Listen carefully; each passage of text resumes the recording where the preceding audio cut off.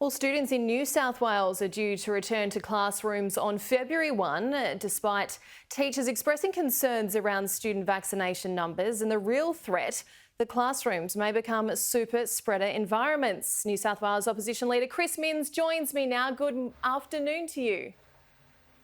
Good afternoon. Good afternoon, Julie. Well, first of all, schools. Primary school students have really only had about a 3-week window to get that first vaccine. Do you think kids should be going back to the classrooms in a fortnight?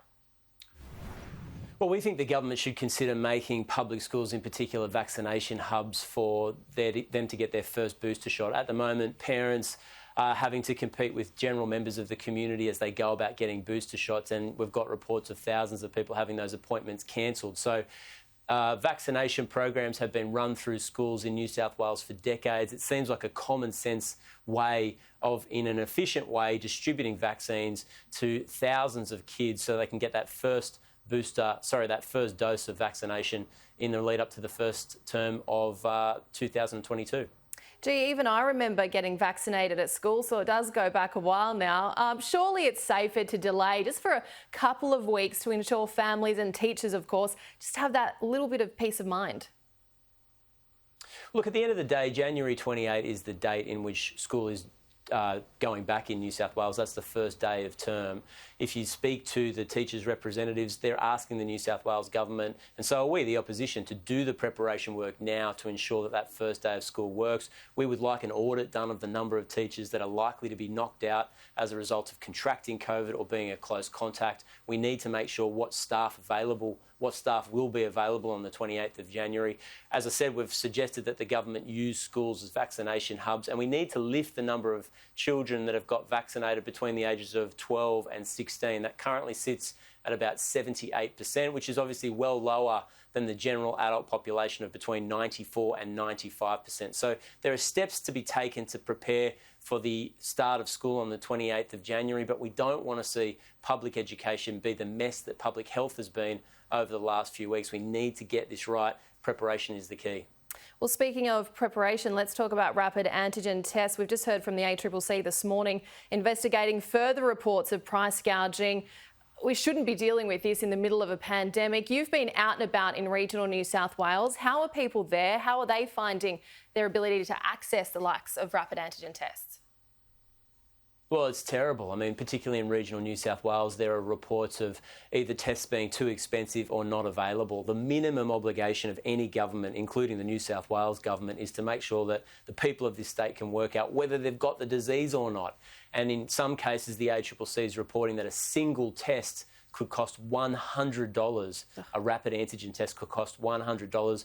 We would be the only advanced economy in the entire world where tests were not distributed for free to the population, or at least had a price cap on it to ensure that people could get access to it. Now, when you consider that it's a precondition to have a rapid antigen test to get back to work if you're part of an essential service, if you work in healthcare or you're part of the supply chain, how are you supposed to do that if it's cost prohibitive or you can't even get your hands on it? It's been a huge failure from the New South Wales government, and it's made it very difficult to cope with this surge in COVID cases in the community.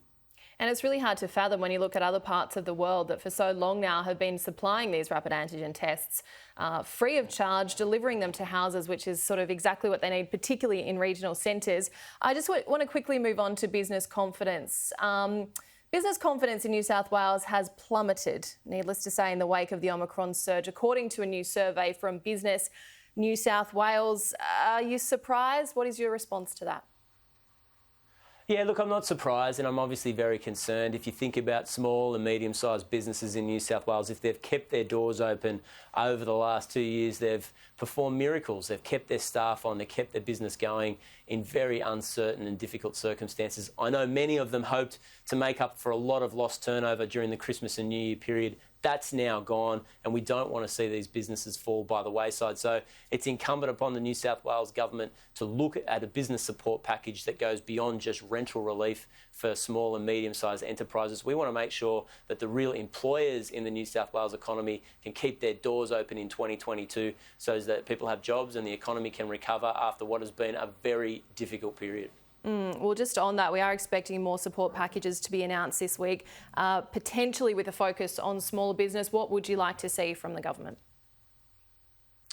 something beyond rent relief for commercial premises. I mean, I'm a little concerned. We had to wait a long time for a package to support events in New South Wales. It was promised before the Omicron variant reared its head. We had to wait until the new year for the package to be released. It's about $40 to $50 million. The Victorian package is up to $250 million. So I'm worried that the New South Wales Treasury is not focused on the impact on the economy, and warm words about us recovering, although everybody hopes that is the case, won't substitute for someone having to pay bills, pay salaries and keep their doors open. At the end of the day, they're dealing with the real world impact of the Omicron variant, and they're going to need help and support to get through this. New South Wales Opposition Leader Chris Minns, thank you so much for your time. We appreciate it. Thanks so much.